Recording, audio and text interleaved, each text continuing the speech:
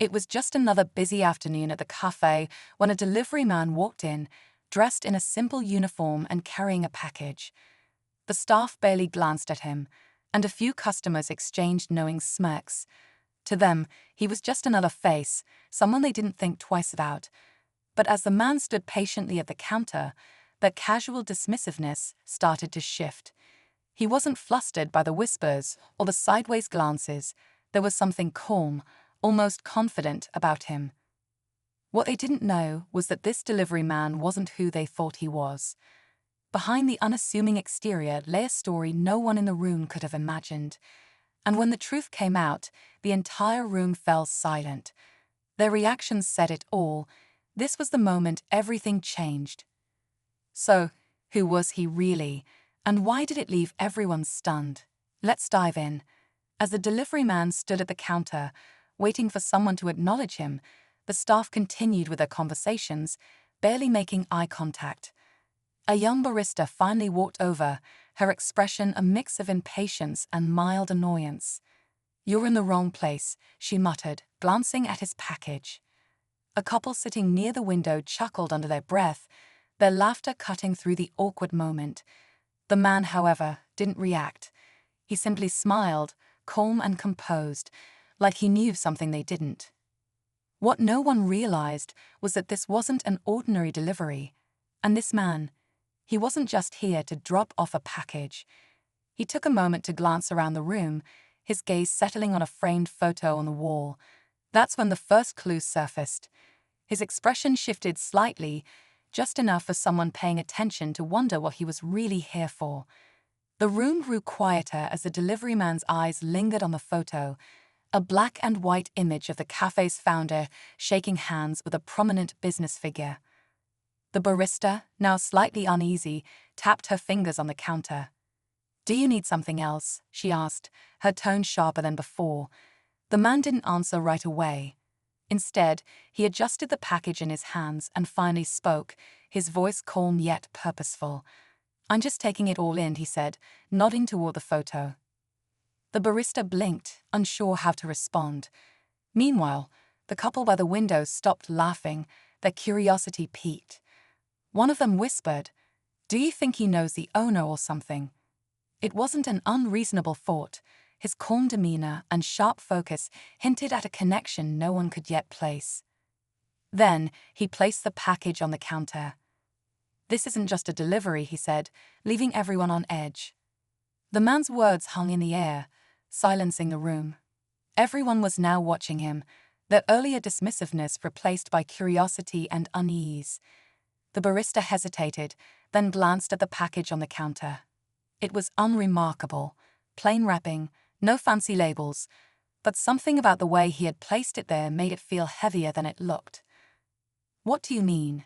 she finally asked, her voice quieter now, almost nervous. The man gave her a small smile, but his eyes didn't waver. "You'll find out soon enough," he said, his tone steady, almost challenging. The whispers started again, spreading across the cafe like wildfire. A manager stepped out from the back, sensing the tension. He looked at the delivery man with a mix of confusion and suspicion. "Is there a problem here?" he asked. The man's smile widened slightly. "No problem at all," he said, glancing back at the photo on the wall. "Just here to remind everyone of a little history." The tension was electric now. People leaned forward in their seats, trying to piece together what was happening. No one had any idea what was coming, but it was clear this wasn't just another ordinary day. The manager's eyes narrowed as he stepped closer, studying the man. "History?" he asked, his voice filled with skepticism.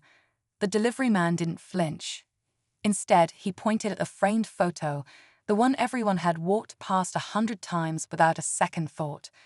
"That man," he said, tapping the glass, "built this cafe from nothing. He believed in hard work, fairness, and respect." The room was silent now, everyone straining to hear his words. "What's your point?" the manager asked, crossing his arms. The man tilted his head slightly, the faintest trace of amusement in his expression. "The point is," he said, his voice firm, "he didn't build this place so people could treat others like they're invisible." The barista's face turned red as the words sank in.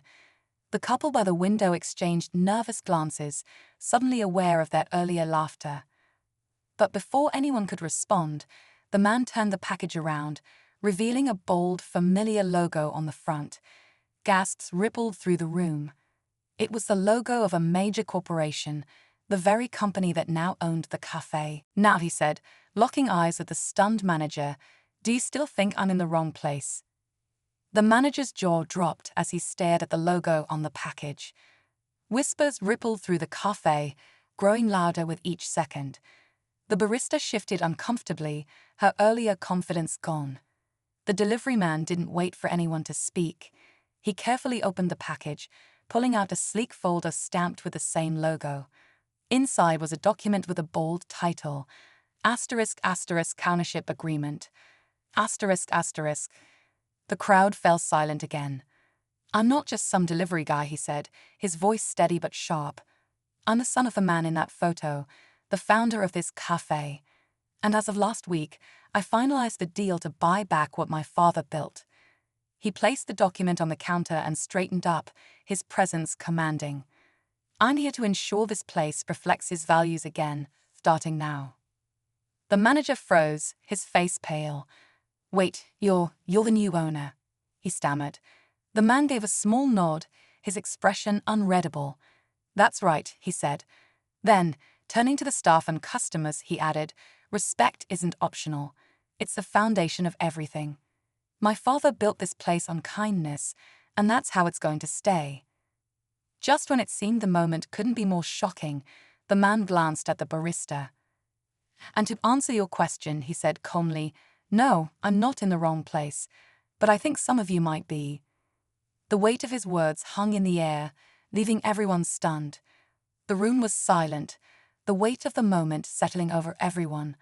The manager, visibly shaken, apologized quickly, his tone now humble. The barista, still stunned, muttered a quiet, "I'm sorry," unable to meet the man's gaze. The delivery man, or rather, the cafe's new owner, watched them for a moment before giving a small nod. "Everyone deserves a second chance," he said, his voice steady but firm. "But don't forget, how you treat others matters." The customers sat in awkward silence, some avoiding eye contact while others seemed deep in thought. Slowly, the man turned and walked toward the door, pausing to take one last look at the photo on the wall. "This place meant the world to my father," he said quietly. "It's time it means something again." With that, he left, leaving behind a cafe forever changed. And for those who had laughed, it was a lesson they wouldn't soon forget.